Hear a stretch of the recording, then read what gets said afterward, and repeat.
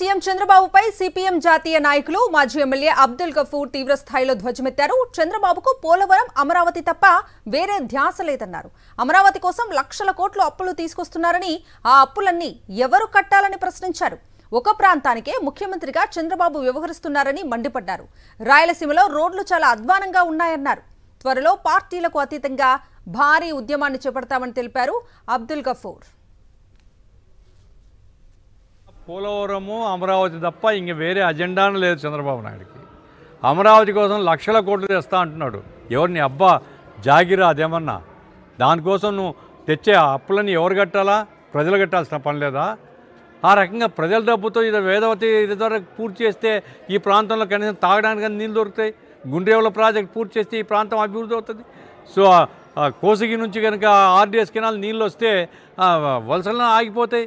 అసలు ముఖ్యమంత్రి అనేవాడు ఒక ప్రాంతం కోసం పనిచేసే ముఖ్యమంత్రిగా చూస్తున్నాం తప్ప అన్ని ప్రాంతాల యొక్క సమగ్ర అభివృద్ధి ఈ ముఖ్యమంత్రి దృష్టిలో లేదు.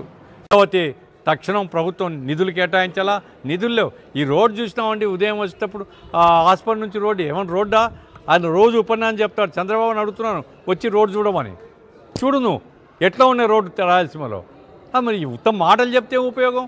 కాబట్టి రహదారులు, రైల్వే సౌకర్యాలు, ప్రాజెక్టులు, పరిశ్రమలు, ఈ అన్ని సమస్యల్ని కలుపుకొని సమగ్ర అభివృద్ధి మీద రాబోయే కాలంలో పెద్ద ఉద్యమాన్ని పార్టీలకు అతీతంగా సమైక్యంగా కలిసి వచ్చే వాళ్ళందరినీ కలుపుకొని చేయాలనేటువంటి ఒక ప్రణాళికతో మేము సాగాలనుకుంటున్నాం. రాబోయే కాలంలో మీరు చూస్తారు.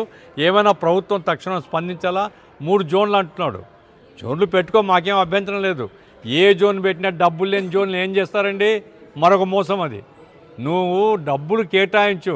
వేదవతి రిజర్వాయర్, నగర్లోని రిజర్వాయర్ డబ్బులు ఇస్తే కట్టరా ఇవి? కొంతలో కొంత మెరుగెత్తుంది కదా, తాగడానికి నీళ్ళు వస్తాయి కదా.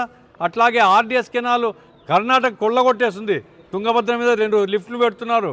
మరి నీకేం పట్టదా? పోలవరం తప్ప ఏమైనా పట్టించుకుంటావా నువ్వు? కాబట్టే ప్రభుత్వం తక్షణం స్పందించాలని డిమాండ్ చేస్తాం. అన్ని ప్రాంతాలు, అన్ని గ్రామాలు తిరిగి ప్రజల్ని సందర్ధం చేయాలా? అట్లేకపోతే భవిష్యత్తు లేదు. ఈ ప్రాంతం ప్రజలు చచ్చిపోతారు. ఎడారైపోతుంది ఇది.